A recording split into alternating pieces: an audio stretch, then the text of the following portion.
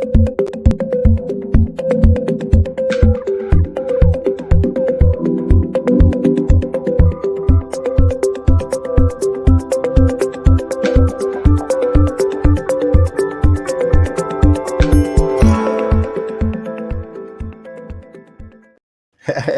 hello, and welcome to the moment. Yes, you heard it right. This is the moment. This is right now. I'm here, so I know it's the moment. You're here, so you know it's the moment. Or maybe you're watching a replay, but it's still right now for you. So it's still the moment. Welcome to the moment. The moment is a show that I created.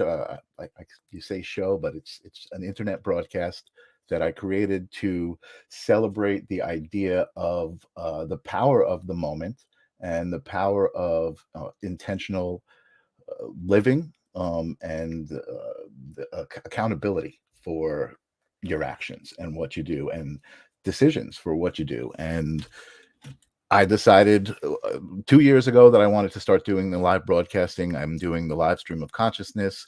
I'm doing the Fool's Journey, a tarot show. I did The Strange and Wonderful, which is running by itself now. So I started creating all of these shows, and the moment was one I did way back at the beginning. I loved the idea, so it was still fresh. And again, here we are in the moment.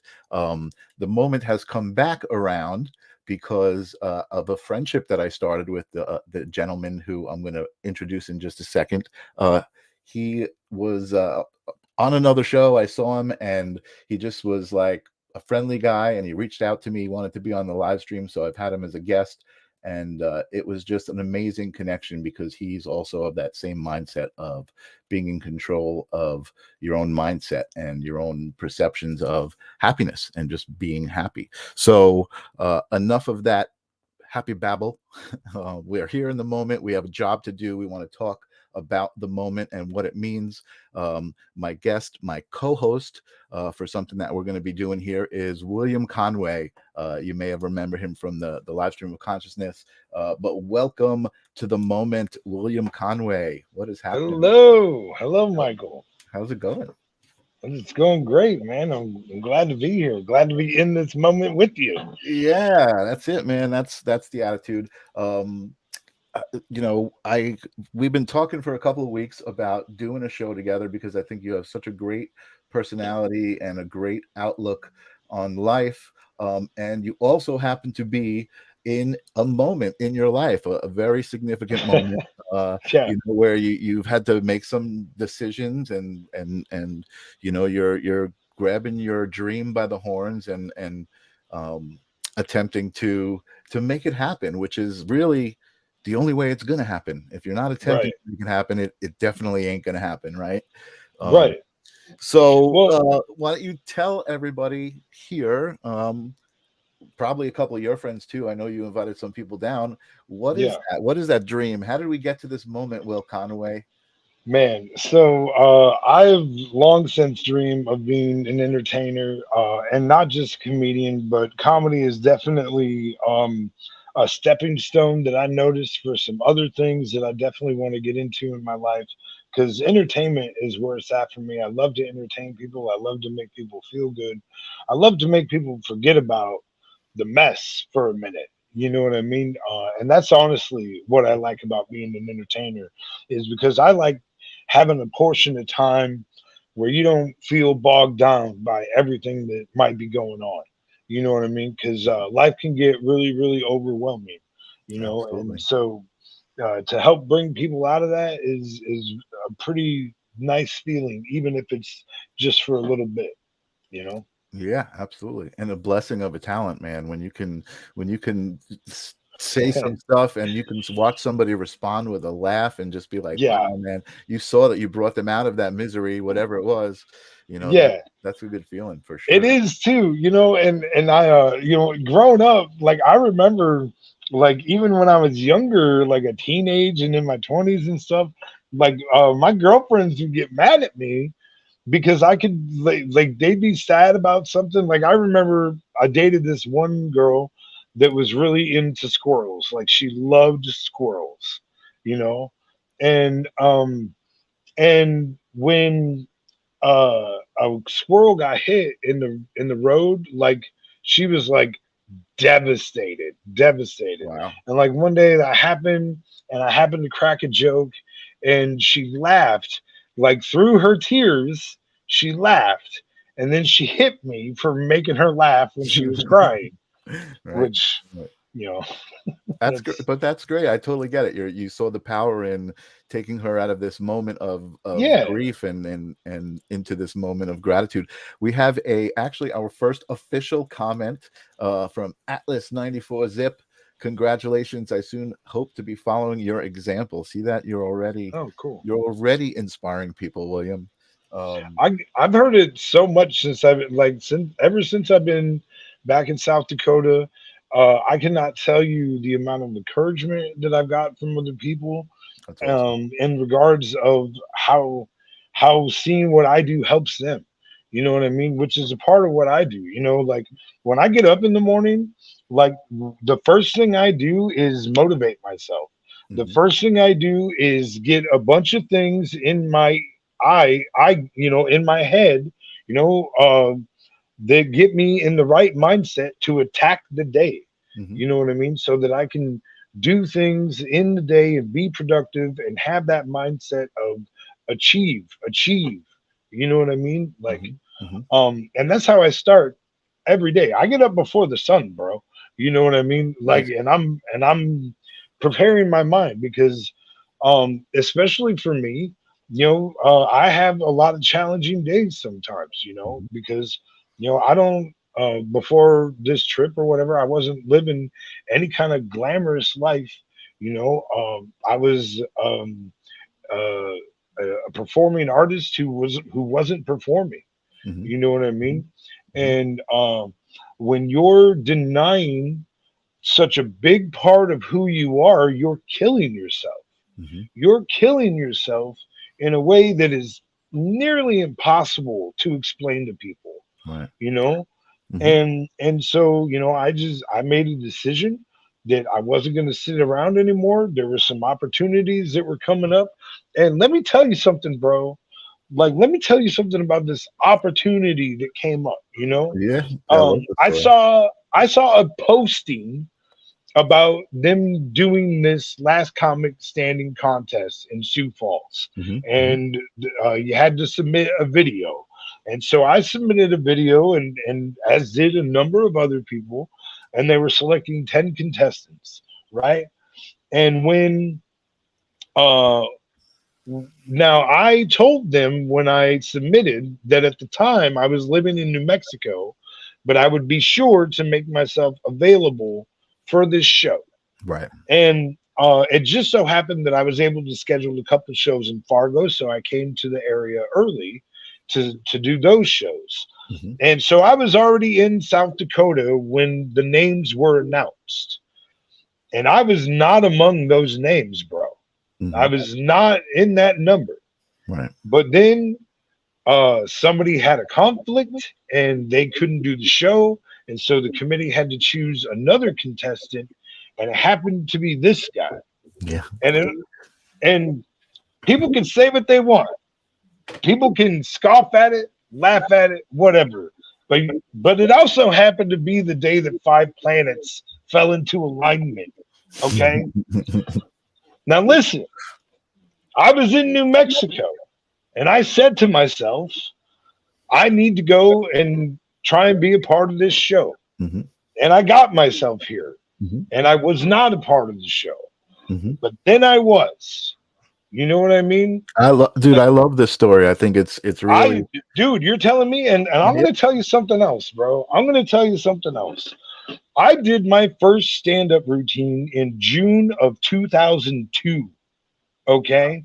In the basement of the brewery at a place called the Funny Bone, which, like, the next week turned into Nitwit's Comedy Club, which was like the only real comedy spot in Sioux Falls in the early 2000s. Mhm. Up until like I think Wackos might have came along or whatever. Mhm. So, um, like I used to do that show, used to do that club, and when I practiced for that, whenever I would practice, I didn't practice to the mirror. I didn't practice to an empty room. Mhm. I mentally took a trip and I put myself in a full room full of people Mhm. ready to just dig what I was doing. Mhm. You know what I mean?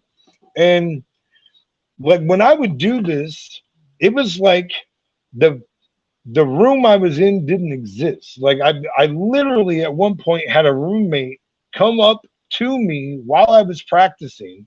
Like he came into the apartment in the middle of me practicing and like was in front of my face. Like, hey bro, you know what I mean? And I Wow. was just doing my thing So it because was I like a was meditation somewhere state or else. something. It was like a Right. meditative trance state. Wow. Yes. And this Interesting. is what I'm going to say about that, bro. People want to scoff and shake their head and that's, that's not real stuff. I'm going to tell you something.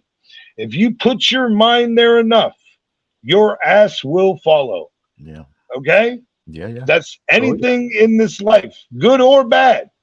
Yep. You put your mind there enough and reality is going to fucking come with it. You know I'm a believer in that. Like it and it's and I'm gonna tell you that like it's not magic, it's not some little voodoo.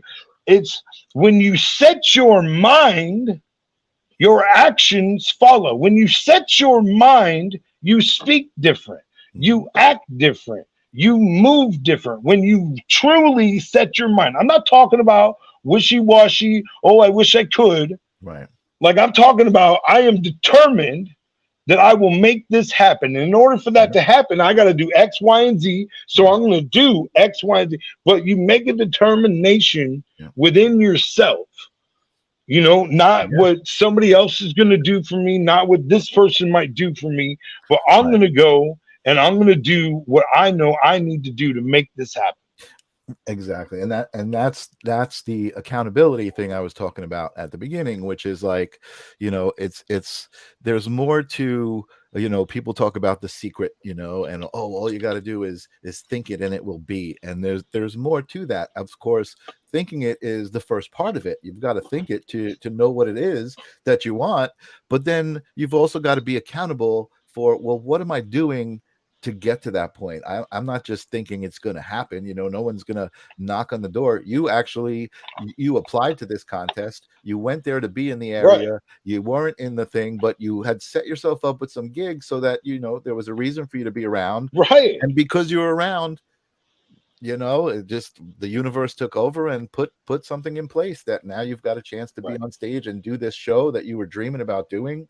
I see you totally promoting the show and all of the people that you're competing against with like such genuine integrity. Like, hey man, this person's funny, you should check this person I out. mean, they really are though. Like I'm going to tell you this. I'm not trying because I'm not here to plug the show. We're here for other reasons. Yeah, yeah, yeah. But literally everybody on the show on the 14th, anybody could win this thing. Like Right. I'm not walking into this like I am the shoe in king shit. Like everybody bow to me. This is already in the bag. That's not what's happening. Right. You know what I mean? Right. Right. I Right. do know that I'm going to bring my best show. I do know that everybody else better bring their best performance because I'm going to bring mine. Oh But yeah. I know that all of those performances will be worthy of winning. The Yeah. judges, I would hate to be a judge in this contest. I would absolutely hate it Right. because they're going to have a tough time. They're going to have a super tough time, especially because of the style in which they're doing it in. We're all just getting 1 10-minute set. Right. So you're going to tell me that just off of one set, you're going to figure it out. I mean, I think they're going to have a hard time. Yeah. You Yeah. know what Yeah. I mean? But that's okay. I just want it to be a rocking ass show. And that's why It's I'm gonna be. building everybody up the way that they deserve Yeah. to be built up. I Is love it. because every single one of these people is a fucking rock star on the stage. And I want people to come out and fucking see that shit. Yeah. Yeah. Why would I not?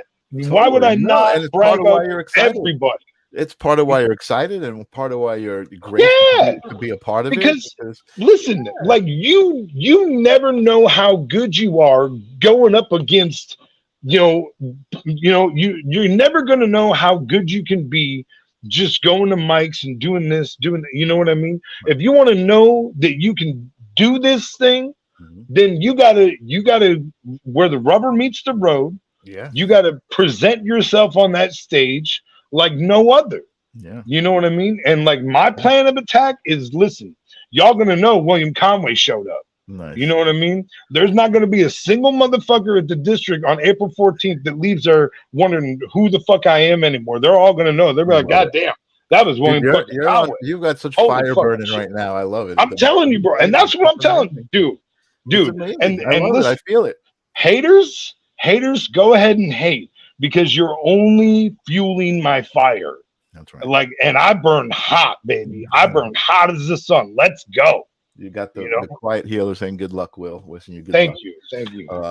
Yeah, I am so stoked for you again because I definitely see I see a bigger picture here. I see a lot of real kind of energy building, you know what I mean, within you, within the whole situation, Yeah. all of that. I think what I would like if you want is let's go back. Let's fill up this moment Sure. with your story. I think Mhm. part of why Yeah. I'm so enamored with your mindset is Yeah. because of where you come from. You know what I mean? Hmm. So let's hear the story. What happened? So you were doing 20 years ago. You were doing comedy shows, but something happened in between. Let's Yeah. hear that. Yeah. Something happened for sure. And so in 2007, um, I was on tough times financially. The girl I was with at the time and I had just had a baby. She was 2 months old, and we had a landlord that I really wish that I'd have known about tenant laws and stuff like that, and that's really something that, like, if you're a renter and you don't know about tenant laws and tenant rights and stuff, you should really educate yourself, because the landlord will lie to you and tell you things that aren't true and threaten you with situations that are very, very frightening. You Mhm. know what I mean? And can make you do some really ill-advised, stupid stuff, especially if you have a broken thinker, which back in 2007, my thinker super busted, still a little off kilter. I'm not gonna lie, you Right, know what I mean. But right, not nearly the Humpty Dumpty situation it was in 2007. right, In 2007, there was like no hope of putting it back together again. There right, was like this is never gonna happen. You right, know what I mean? right, right, right. But because I was a knucklehead, I was stuck on stupid. I was one of those people that you uh I was very prideful, which is why, like, man, pride is so not an issue for me these days, because and it's so interesting because I got ego for days, tons and tons of ego, Right. but listen, false pride is like one of the biggest killers out there. Hmm. You know what I mean? Hmm. When you are not willing to humble yourself, when you just have an unwillingness to reach out for help, no, I got this, man, you can really find yourself in trouble quick. Hmm. And I was in a situation where I was in over my head and I made a bad decision. Um, and what really had was frustrating for me, in the hindsight of it, was that there were definitely people in my life for sure that would have helped me if I asked. Hmm. And Hmm. I know that. I Right. know that. And I didn't really think about that. Like, it wasn't even something that I was even considering, really. Right. And so I went and committed a robbery. I robbed a store with a knife. And Well, wait a uh second. Wait a second. Let's pull the humor out of this if while we okay, can, right? I mean, I know it's not a sure, if funny you show. want I to. know it's serious, and I'm not trying to minimize it, but I mean, I don't know if you use that in your material, I but tell So us. I do joke about my crime, Okay. because it is sort of a ridiculous thing to do. Uh, Um, I mean, the reason because everybody wants to know like why did you rob a flower shop, bro? You know, like that's a weird place to be. But With a knife. honestly, if you think about it, it really speaks to my heart of like I wasn't like listen, I wasn't trying to pull a caper. I was trying to make rent, okay? And Yeah. in my mind, pretty much any business is going to have like $200 of startup money, and I needed less than $200. And so any business would do. And so, like, I was literally driving down the street and I was like, well, I'm sure a flower shop probably doesn't have cameras or anything. And so that was the spot I picked, you Wow. know, like literally, like to not be, it was so, and it was so dumb. It was Right. like, and what's really stupid about it, and this is actually how I know that I was really out of my head about things, is that when I was in my late teens, listen, bro, I was committing all sorts of crimes with people. I was not a good dude. We did a lot of bad things, the people I ran with. Mhm. And so I knew how to commit a robbery. And I literally I bet you if you had a list of 10 things not to do during a robbery and had I checked off every freaking one of them, bro. Like I parked up front, had a purple freaking car, posed as a customer for 20 fucking minutes, went to the bathroom. I'm sure there was DNA that I left in there. Mhm. You know what I mean? Just, every dumb mistake you can make. I made it. You know what I Right. mean? Pretty sure that somebody like in the business across the parking lot saw me running out with money in hand. You know what I mean?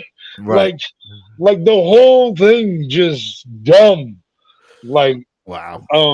but it's one of those things, bro. It was meant to happen. It's part of It your was. story, dude. It That's was. It so was. cool. Listen. If that wouldn't have happened to me, I have, hang on. I shouldn't say if that wouldn't have happened to me. If I wouldn't have did that and received the consequence that I got from it, I would hate to know who I am today. Mhm. Mhm. Like, and I mean that's as real as I can be. Yeah. I don't even want to know what kind of person I would be had I not been sent to prison. Right. Um, because listen, when that judge sentenced me, it was about 8 months or so after I had committed my crime. And I remember my victim speaking in the courtroom that day. And I remember hearing the shake of her voice as she recounted the robbery. And I remember thinking to myself, like, why is she still so shaken up?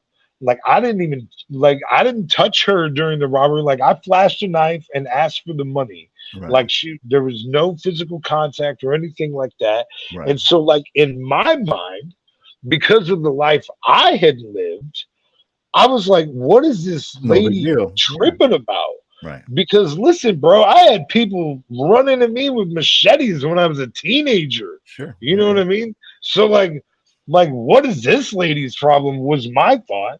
But Right. again, I did not yet know how broken my thinking was. Right. Like, because, bro, I had a lot of bad programming, like a Yeah. lot. Like, Yeah. my upbringing was absolutely terrible. I was Sure. raised by a monster Yeah. that was protected by a well meaning religious mother that really ended up giving me more questions than answers. Mhm. You know what I mean? Because like, why do we tolerate this behavior again? Right. I Right. don't understand. Why are we here? Right. Like, why do we not leave this situation that is Right. killing all of us?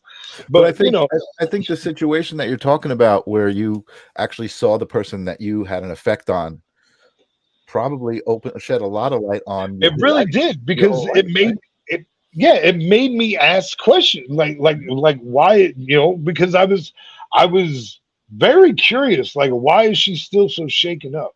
Right. That answer came when I got to prison and I was able to take a couple classes called Impact of Crime on Victims. Mhm. I learned so much during that class about empathy and compassion and how to, how to care about other people's, thoughts and feelings. And because I didn't know that stuff, because I was raised by, a narcissistic monster Right. who did not instill those traits in me. Right. Like it wasn't. Well, so something let me ask you a question.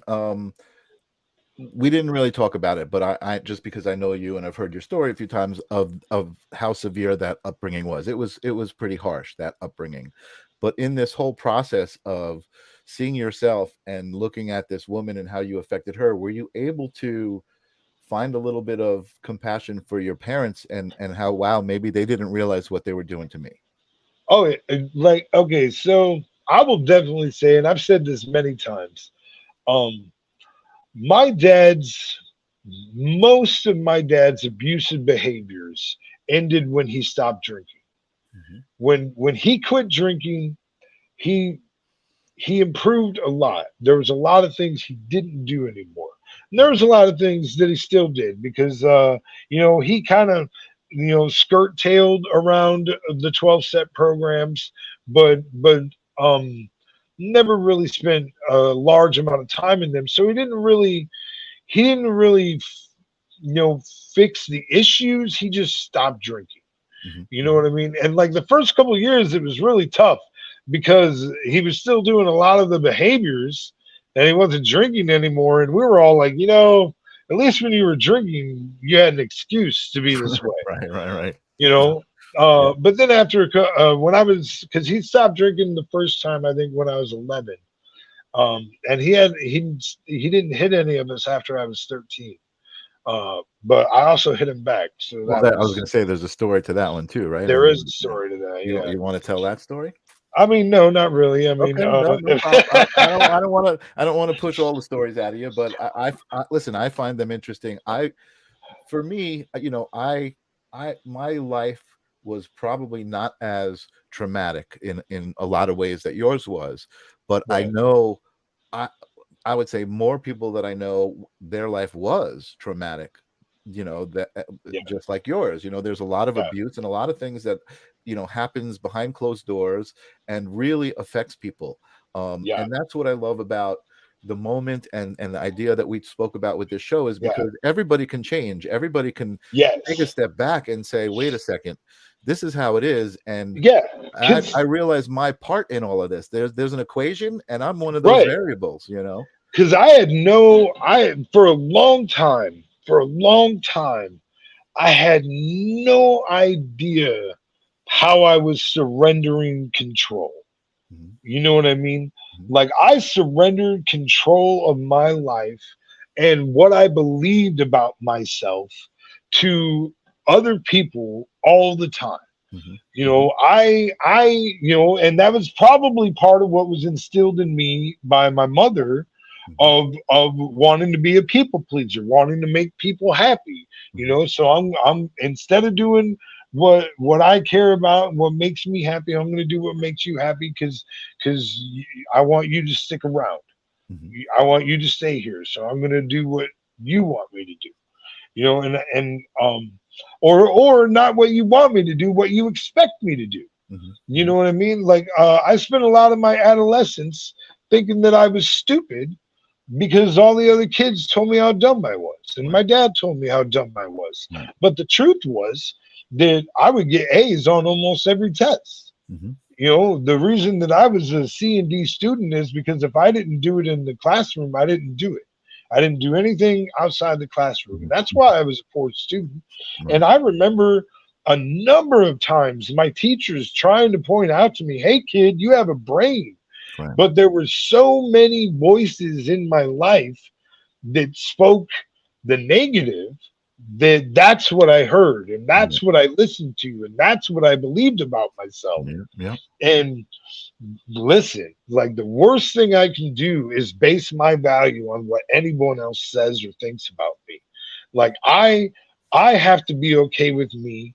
I have to be okay with the decisions that I make. You mhm, know what I mean? And especially now, listen, bro, I'm 42 fucking years old. mhm, I did not live the best, healthiest life. I mhm, don't know how much I got left. right, You know what I mean? Um, And I do know that in the entertainment industry, there tends to be a bit of a window. And after that window, if you haven't made it by then, everybody wonders why. Right. You know what I mean?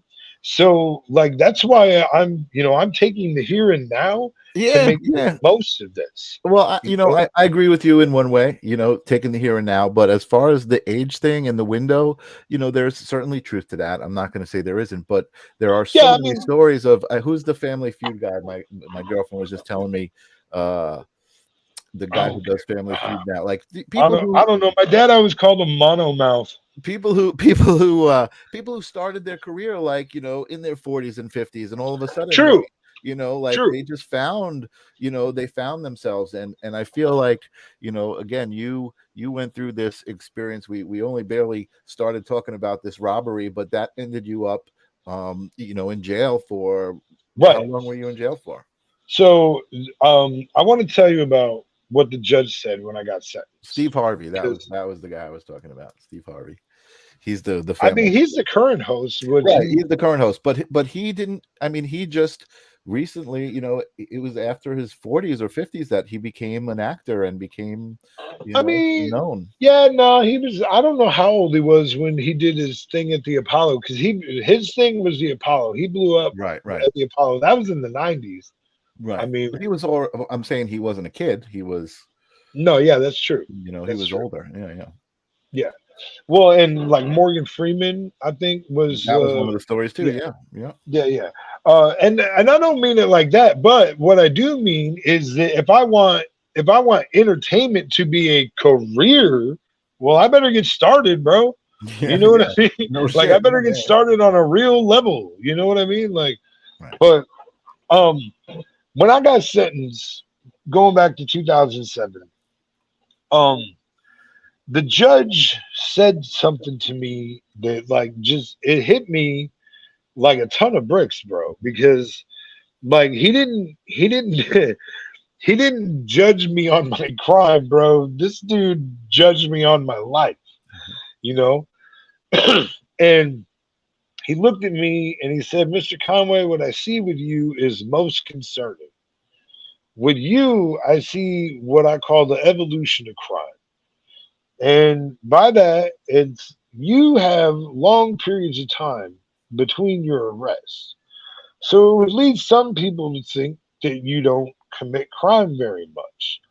But every time that are arrested, it is for something worse than the time before, leading me to believe not that you're going long periods of time without committing crime, but that you're out there all the time committing crimes and we're just not catching you. Mhm. So I'm going to give you a sentence to help you understand that this is not how you want to live your life. And then he gave me 15 years in the state penitentiary. Wow. And I served 9 years and 9 months of that sentence. I was released at my initial parole, which meant that I complied completely with my program directives while I was incarcerated. Hmm. All I had to do was submit an acceptable parole plan. I paroled out to my 12-step sponsor's house. It was actually where I paroled to when I left prison. Hmm. You Hmm. know, because I was determined to be different. Because like when I got processed, like probably about 10 days, maybe about 2 weeks after I got sentenced, I get processed into the prison, and they call it admissions and orientations, and they do all these like assessments of you. Hmm. And one of the things that they figure out is they tell you what your projected recidivism rate is going to be. And recidivism rate, for those of you that don't know, is the likelihood that you will return to prison upon release within 3 years. That's how they judge what recidivism is. And so they said that the likelihood of me going back to prison within 3 years of my release was 95%. Wow. Um, and like, keep in mind that I am now on my second felony.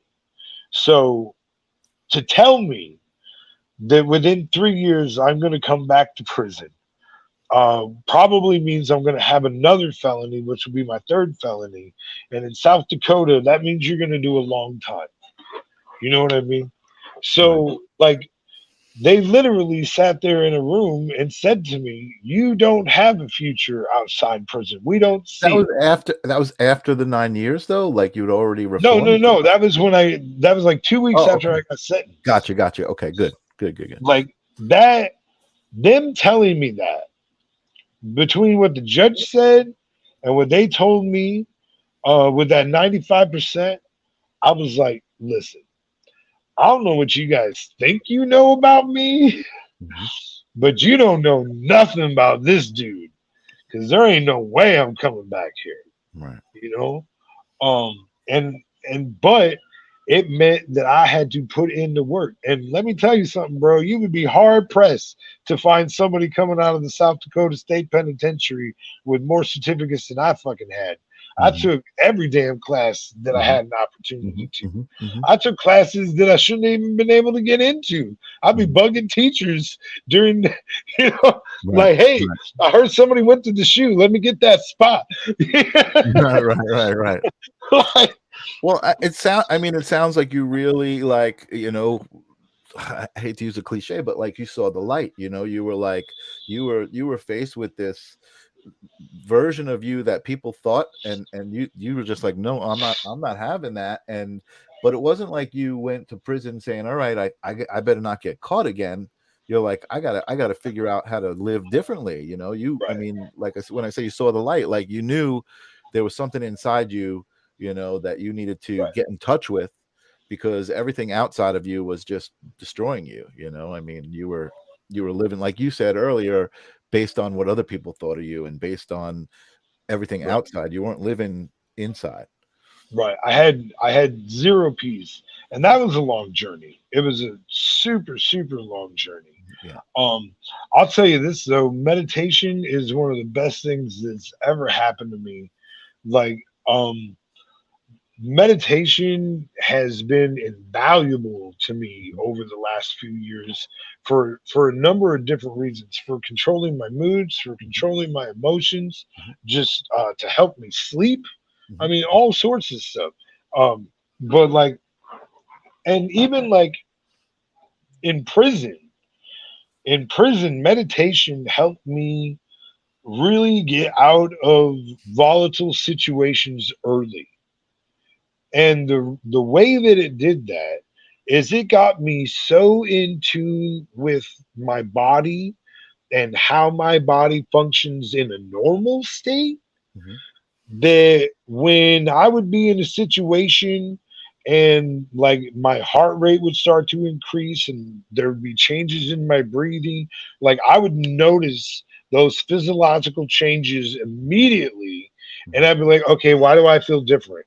mhm, You mhm, know what I mean? Like, and I would immediately start processing the situation in a different way because, like, my fight or flight is starting to kick in, mhm, and I'm recognizing that. So, okay, what do I need to do? Do I need to, you know, do I need to do some de-escalation with this person? Do I need to leave the situation entirely? mhm, mhm, You know what I mhm. mean? Yeah. And the other thing that was invaluable to me in prison was the Alternatives to Violence Project, Mhm, which is a conflict resolution seminar that's brought in by outside volunteers. It was originally started by a group of Quakers in Pennsylvania, like back in the 70s, I want to well, say. Yeah. And I mean, they've been doing prison work around the world for a long, long time now. But the Alternatives to Violence Project definitely revolutionized how I thought about violence and what I thought violence was. mhm. And As uh, a method for coping with a situation. yeah, Yeah. I mean, all of it, Yeah. all of it. So I want to actually go back, because me and the whole live stream of consciousness. I think meditation is a point in a lot of people's experience, once they're able to really kind of understand. Because I think a lot of people, when they hear the word, they're like, oh, I can't meditate, I can't turn my mind off. Like, I mean, Right. that's the Hmm. typical reaction, but it's really, once you kind of are able to meditate, you realize, oh, that's not even really what it's about. Kind of, you said it, No. it's really about being aware and in touch with Yeah. your own physiology, your own Yes. breathing, your own heartbeat. All of those things I think are really important. So did you learn about that in jail? Like, was that the first time you meditated? Yeah, I'm pretty sure if I meditated prior to prison, I don't remember it. I don't think I did. Um, but and I started to a little bit on the hill. There was a Buddhist group that would sometimes have some monks that came in, and they would do a day of mindfulness. Mhm. And I went to a couple of those. Like I would meditate in my cell, because I was very entrenched in one of the churches at the South Dakota State Penitentiary. Mhm. I was a deacon for the Christian Reformed Church there, Cornerstone Prison Church, um, and they were a pretty legalistic church, and like they did not like me practicing meditation in that way. Hmm. Which yeah, no, it's and like it really kind of became a point of contention, especially when I went to those the days of mindfulness, and this was probably the like beginning parts of me moving away from Christianity, Mhm. Mhm. because it was very beneficial to me. It was helping me a lot, and they were telling me it was wrong, and so it raised a lot of questions for I can't me. even imagine what they would say would be the dangers of it. You know what I mean? Like, what's you know I mean, in their belief system, like when you meditate, you're really opening yourself up for whatever spirits might be roaming around in the area or whatever, and they feel like an Eastern practice such as meditation is opening yourself up for, you know, um, Wow. that sort of attack, or however you might want to put it.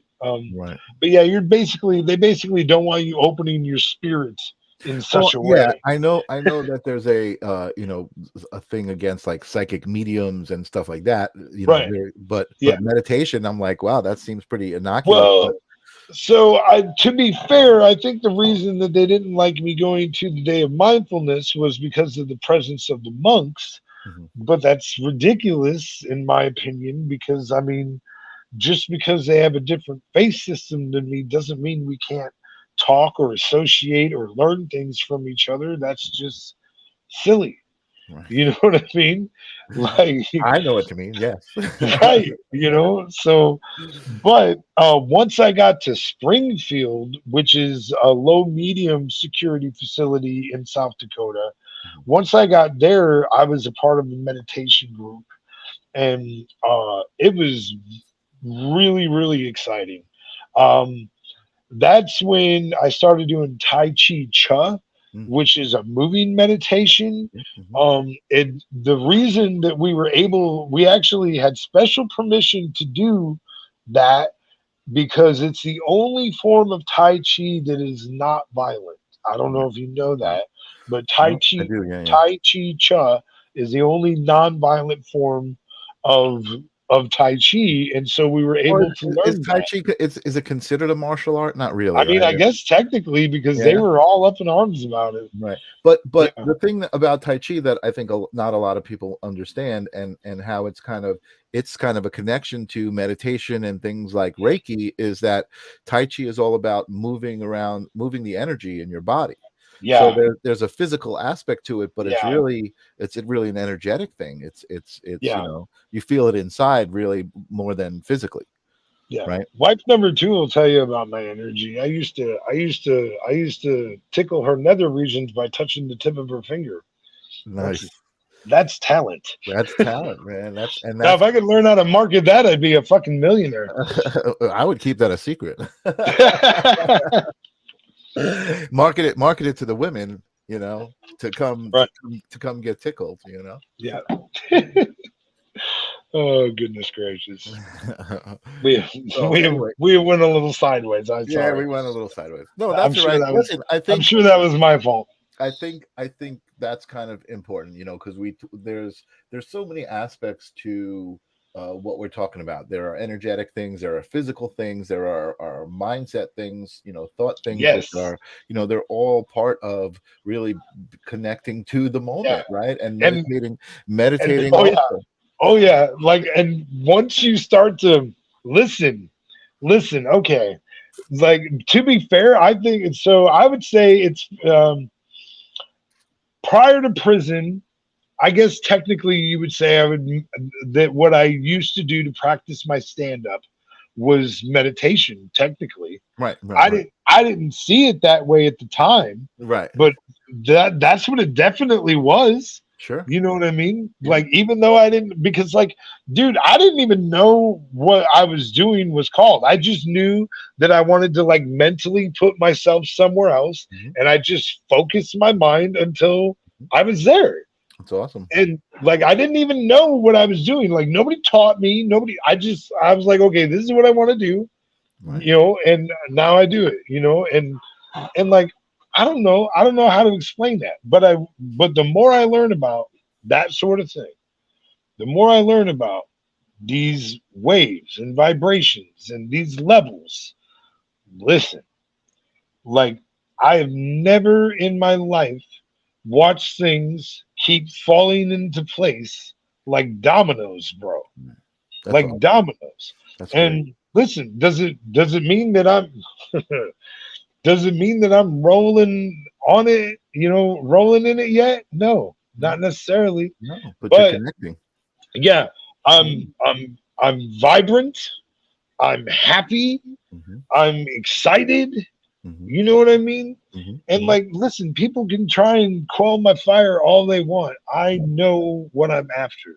Right. I And know even what that, I think even that people need to understand, the haters that get upset that you're happy, is that, that's also momentary. It's not like I'm just walking around all the time like, "Ding, ding, I'm so happy." right, I right. mean, we're all What kind of human. psycho would you be if you'd be like that? Right, exactly.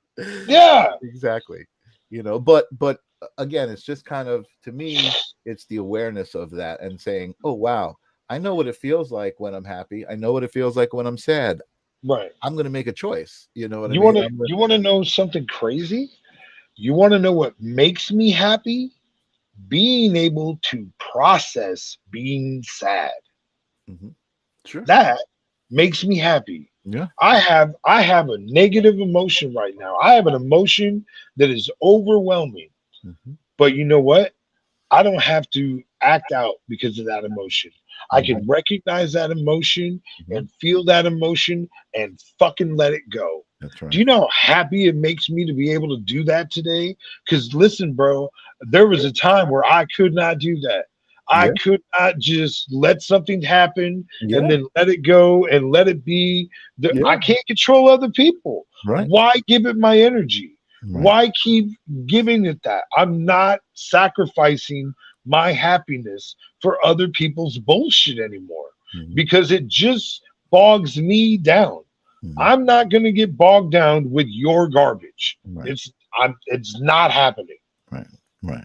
Well, and again, I'm seeing that happening, and I'm totally with you. I think it's also important to not be angry at those other people. You know what I mean? Right. Like, okay, like, I get it. That's how you are, but that doesn't mean I need to participate. Right. You know what I Right. mean? Like, you could Yeah. go ahead and be that way if you're more comfortable in that energy and in that vibe. Have at it. You know what I mean? But Right. I gotta go.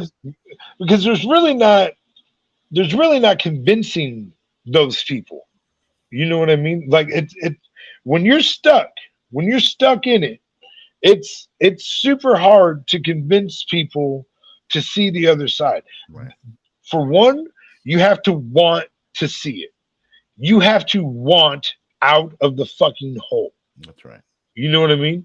If you're Listen, a lot of people cry and sob around inside the fucking hole, but they love it there. You know what I mean? And what they really It's want more than comfortable, yeah. anything is for you to jump down there and join them in their fucking misery. Right. And I'm not fucking doing it anymore. Right. I'm not fucking doing it. Right. I'm not going to sacrifice me and what I know I can do and for what other people, and I'm not, it's not anyone. Listen, bro, it's not any one person. This is a thing that has happened throughout my lifetime. Throughout my lifetime, I've given myself to people who didn't appreciate me, who didn't value me. And listen, I appreciate me. I value me. I'm going to do what I know that I was sent here to do. Like I am on this planet to help people know that it is not fucking over.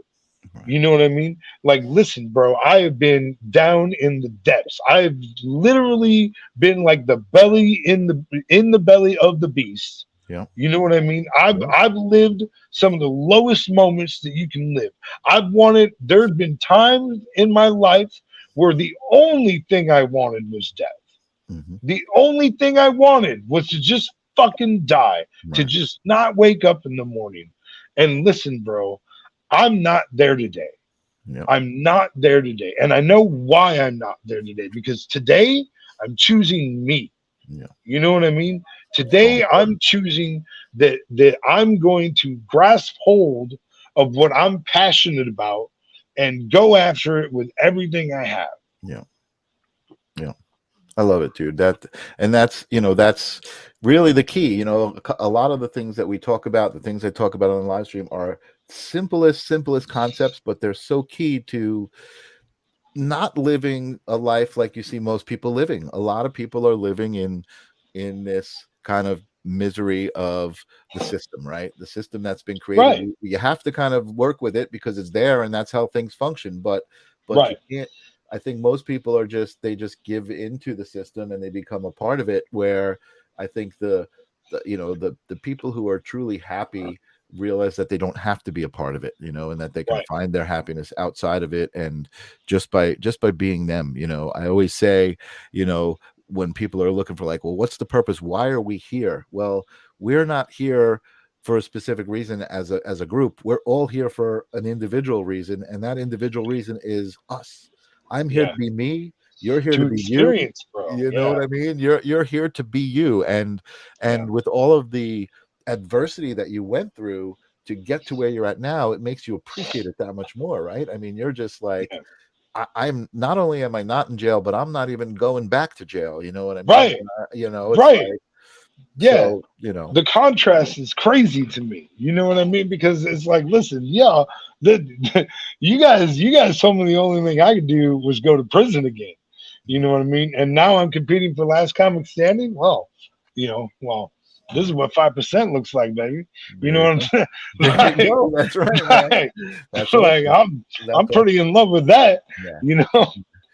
And I also truly love the idea of how people can change. There's some people that I've met, you being one of them, that tell me stories of 20 years ago I was punching a jackass in the face just for looking at me the wrong way. You know what I mean? And like and not thinking twice about it. And I'm like, I can't even imagine that coming out of this person that I'm looking at, because they're just so authentic and loving, and like they've I think you also hit it when you said you love yourself. That is the other thing, man, that I think society takes away from us. This system that I talk about, it takes that away. Well, they don't want you to value yourself. They want you to just be a cog in the machine. The more self-worth you have, the less likely you are to just go along and do what they want you to do. Right. That's where that stems from all day. And there's so much power in freaking loving yourself, man. It's just like, and it's not, it sounds kind of corny, oh yeah, whatever, but it's just, it's so simple. It's just the idea of treating yourself with respect, not, words are so powerful. Not using words on yourself like, oh man, I suck. If you say I suck, you do. Right. Because you believe it. Yeah. No, I talk about self-fulfilling prophecies all the time. What you speak over yourself is exactly what's going to be. Mhm. You know, if you know if like in and even like you wake up in the morning, oh, work is gonna suck today. Well, of course it's gonna suck today. You already think it does. You know what I It mean? seems so Like simple, right? who know, you might, if you're a waitress or whatever, yeah, you can wake up and think work is going to suck today, or you can get up and think, you know, something unexpected might happen today, something really I'm cool going to might make a happen family today. really happy today, just but with a conversation, just by smiling. You know what I Yeah, mean? That's the power of the waitress. and I mean that's the other thing. Just put a little positive out there. Smile at people. Yeah. Be say, you know what, and listen. I've had some shit jobs in my life. Some of them while I was in prison, like some really, really bad jobs. One of the things I like to do is that like at a gas station or something like that. When I see somebody changing out the garbage or sweeping the parking lot or whatever, I thank those people. Yeah, yeah. I thank those people anytime I see them out there doing it Brilliant. because I know that like that is a task that none of them like. It's a thankless job. Everybody hates having to go out and do, especially like have you ever tried to change a trash can garbage at a gas station, especially in a windy area? Like, dude, it's like one of the like you can only lose a fight to a plastic bag for so long before you just want to crawl in a hole and die Right. somewhere. You know, Right. But like there's so much it's power in frustrating. that. There's so much power in what you just said because like that to that person is a thankless job. They're just like, Right. now that's not saying that they're all approaching it this way, but like, I mean, if you're doing No, that all some of them day, hate yeah, so and I'm not and rightfully so, right? But if you're doing that job and you're just like, man, and in your mind at that moment, you're like, I can't believe this is what I'm doing. And then somebody comes over and thanks you. The it effort that you changes just how you made to feel. thank that person just lit up their day. Yeah. I mean, again, it's so simple to It can treat each change. other Yeah. that way and do that. And listen, bro, listen. Okay. I've had more friends die of suicide than I'd like to admit. Mhm. And and like some people laugh at Dr. Jordan Peterson for how often he cries and stuff like that. Mhm. But Mhm. I wonder if they ever pay attention to what the fuck he's really crying about. Because if you pay attention to what Jordan Peterson, what makes that man's heart break, it is how close to the edge everybody is. Mhm. Like for people to go and approach him in the ways that they do, what it means to him, Mhm. what it says to him is there are countless fucking people that are just ready to fucking end it every fucking day they're thinking about it. Mhm. And as somebody who's dealt with suicidal ideation since I was 8, the first time I ever wanted to kill myself, I was 8 years old. I remember it well. And I was publicly embarrassed at the pool, and I rushed home, and I just wanted to die.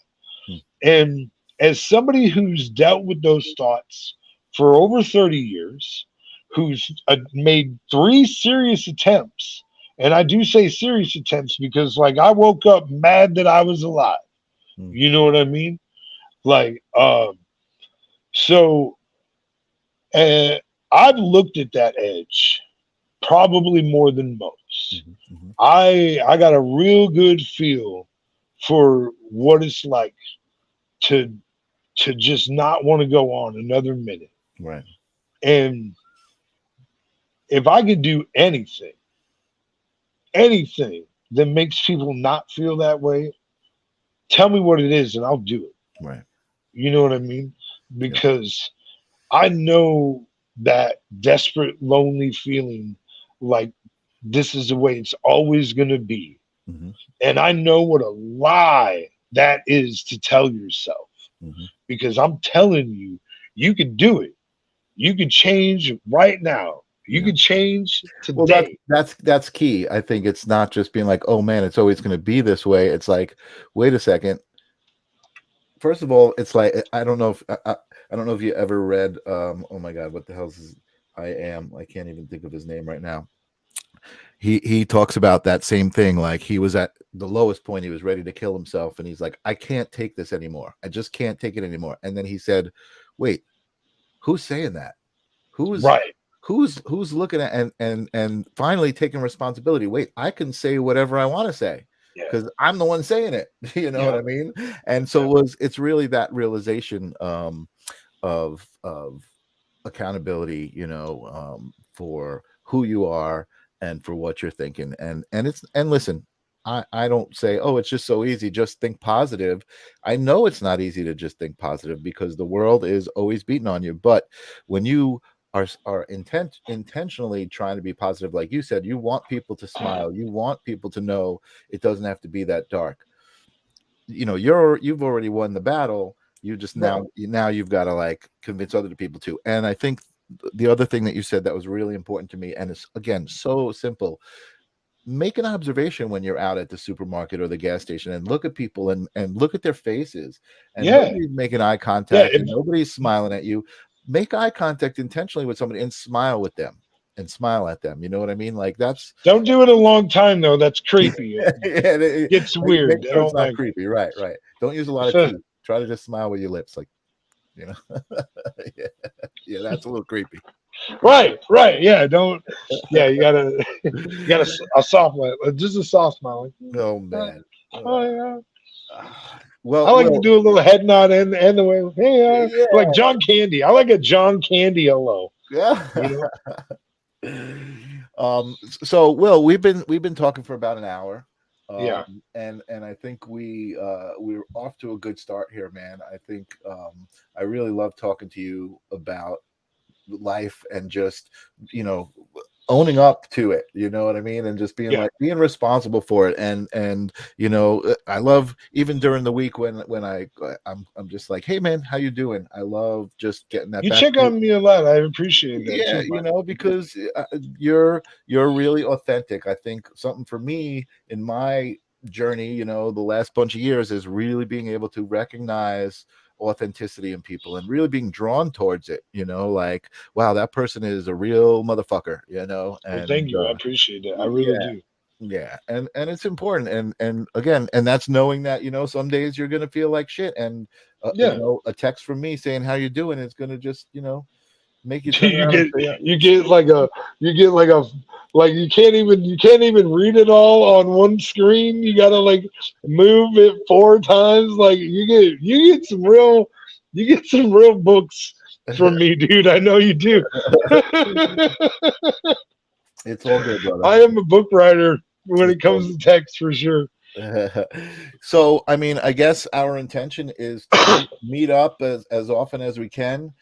Bring on some guests and talk about you know, their moments and their decisions that when was it that they realized that they could even make a decision that would, you know, take control of their own life. So I think we got some good conversations coming up. We do. Yeah. I'm super excited. We don't have anyone specifically lined up for next week, folks. But if you enjoyed this conversation and stuff like it, the moment you can subscribe to the YouTube channel and the Facebook page, and just keep an eye out, and we'll announce, you know, when we're coming next and who we'll be talking to. And you never know, it could be you. I think one of the things I want to do here is invite people who are watching, who are just like, hey man, I want to talk, to come on and just be a part of the moment. So we'll be putting out the link in the chat at times, you know, and you know, that's it. Oh, Kelly's out there, psychic medium, great as always. Oh, thank you so much. I love hearing that people are even out there receiving this, because I do it because it's coming from my heart, and in the hopes that people will receive it. So thank you for being out there and receiving it. If you were here and you've enjoyed this, thank you. If you caught a replay of it and you enjoyed it, thank you. Thank you. Will and I are here to serve. And Kelly's saying, good luck in your career, William. Oh, thank you. I awesome. Appreciate it. He's rocking. I'm excited to see what happens. I don't know if you're going to get any video this weekend of this. Oh, actually, so yes. So this is part of why I'm so excited, bro. Okay, I know we're like out of time and stuff, but this is part of what I'm good so news excited. to wrap up And with. It's all good. yeah, well, okay. So, and you know that I've been promoting everybody. So we started a chat once they got everybody lined up or whatever. We started a chat, and I was like, hey, like this is going to be a killer show, and I think that it would be stupid if we don't get this recorded properly. And so we will have three different cameras. So we're going to run three different angles. Awesome. If they're, I'm going to help. Big John Small is actually the one that's going to set up the recording deal or whatever. I'm going to help him get it ready. Um, but we're going to have three different cameras if we can, because I think the judges are going to be in kind of like a panel seating situation. Right. So if there's an availability, I would really like to try and get a shot that has the panel and like the stage, Right. so you can get it all in one. So, but I don't know where they're going to be. But I do feel like it would be good to have judges' reactions Sure. to the Yeah. jokes if we can, Yeah. for sure. But so there's going to be three angles. We're going to be hooked into the main audio for I was going to say, that, make sure and you get the sound because that's important. yeah, and we're also going to mic the center of the room for the audience. Awesome. Yeah. Awesome. So, That's exciting, man. I'm really excited for you. I can't wait. yeah. To see. So yeah, no matter what, win, lose, or draw, I'm going to come out of it with a very good marketable tape. Awesome. You know. So awesome. Yeah. Awesome. Kelly's asking if you've got a Facebook page to follow. I do. William Conway, please follow. I would appreciate that. Yeah. Also, awesome. and check out my reels. There's a really nice one of a horse walking. That one got the most views, right? It did. 5,000 views for a horse walking, bro. A horse walking. Wow. You And tell me. sometimes you're funny. Sometimes you're funny. Hey, listen, I don't even gotta be funny. Like not a, oh my gosh. Like, listen, you don't know what it's like. Like I put out comedy videos, okay? And a horse walking gets 5,000. You know what? Facebook? I love you. Thank you. Thank you for doing that. Do it again. Awesome. Yeah. All right, man. I'm gonna play our temporary intro / outro. Oh yeah. Hey, can I see our thing? Can I say our thing? We got a little thing. Can I say that? Say our thing, yeah, man. Oh yeah. So you still got remember, stuff now. Yeah, that's right. Remember that change is a process, but it starts with a decision. And that decision can be right here, right now. This could be the moment. I love it. All right, folks. We will see you again. Will, don't go away. I'm going to talk to you after we sign off. And again, enjoy our little outro here, folks. We'll see you soon.